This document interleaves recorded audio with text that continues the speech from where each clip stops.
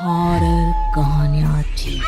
काला जादू। अपने बेटे रिशु के माथे से टपकते हुए पसीने को देखकर सविता की हालत खराब हो गई। ऐसा आज पहली बार नहीं हुआ जब रिशु नींद से घबरा कर जागा है।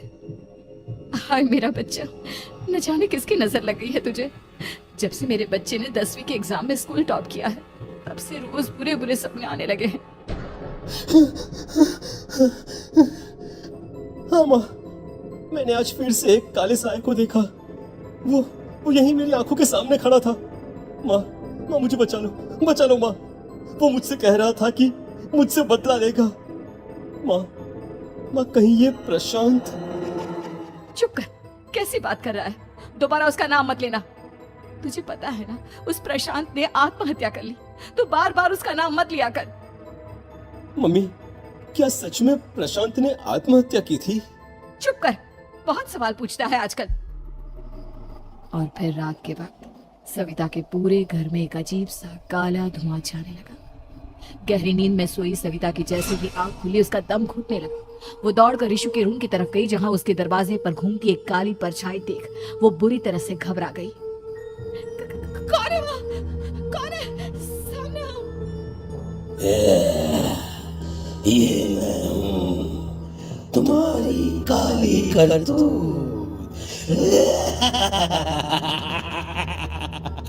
और अब मैं तुम्हारे बेटे को ले जाने आया हूँ।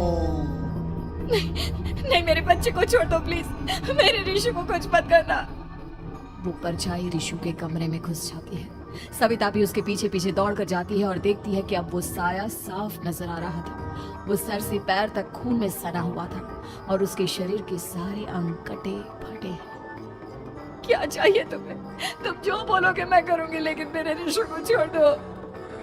उस परछाई ने रिशु को गर्दन से पकड़कर दीवार के सहारे हवा में उछाल दिया। रिशु जोर जोर से चिल्लाने लगा।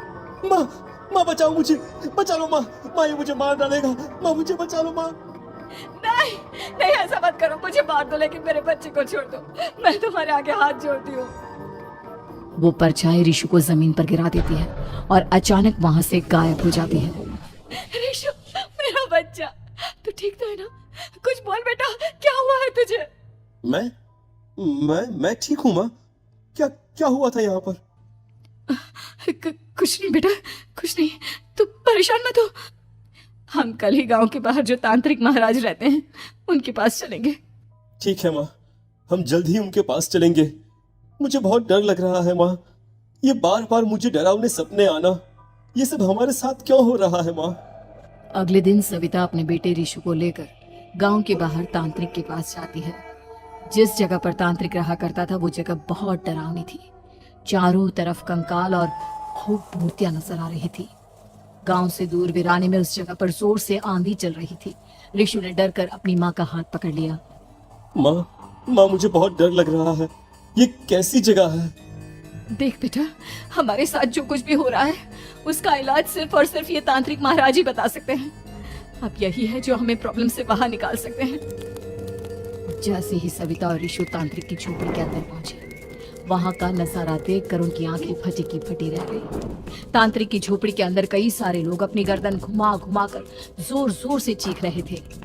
कौन हो तुम और यहाँ क्यों आई हो? महाराज, मेरे बेटे को कुछ दिनों से एक डरावनी काली परछाई नजर आती है और कल रात उसने मेरे बेटे पर हमला भी कर दिया।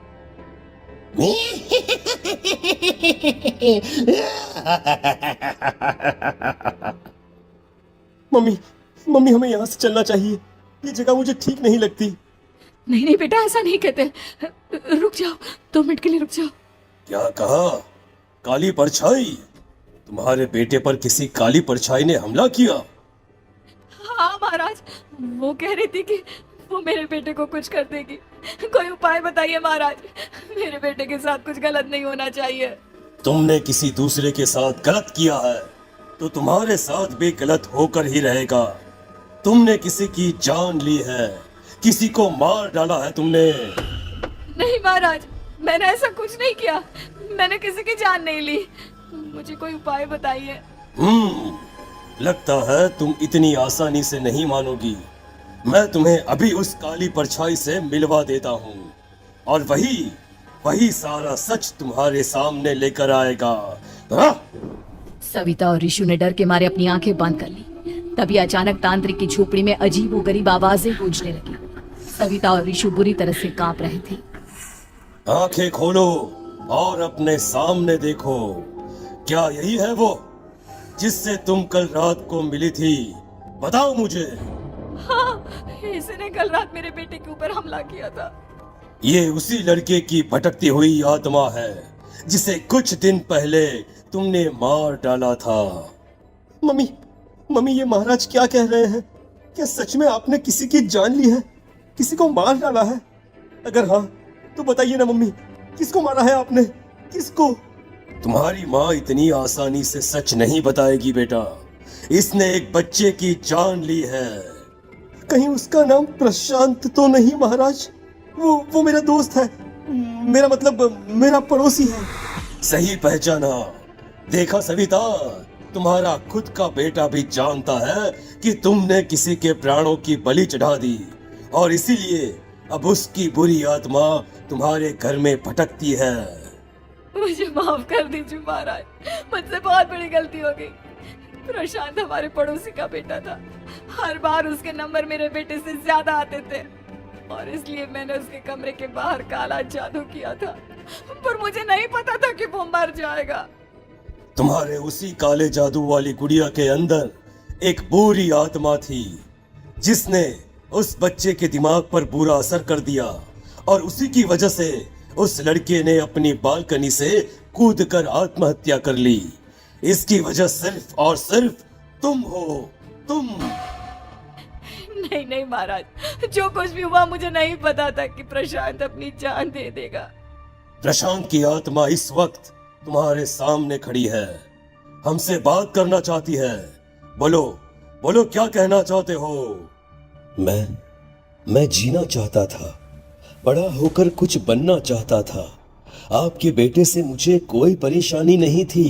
अरे वो तो मेरा अच्छा दोस्त था। मुझे माफ कर दो बेटा, मुझसे बहुत बड़ी गलती हो गई, मुझे माफ कर दो। माफ करने से मुझे वापस जिंदगी नहीं मिल जाएगी। मेरे माँ बाप आज भी मेरे लिए रोते हैं। आपने मेरे साथ बहुत गलत किया है, बहुत गलत। और तभी अचानक प्रशांत की आत्मा वहां से गायब हो जाती है। सविता जोर जोर से रोने लगती है। सुन लिया तुमने? ये तुम्हारे अपने ही किए हुए पाप हैं जो इस तरह से तुम्हारे सामने आ रहे हैं। माँ, ये आपने अच्छा नहीं किया। सिर्फ 10th बोर्ड के एग्जाम में मैं टॉप कर पाऊं, इसीलिए आपने मेरे दोस्त के ऊपर काला जादू कर दिया।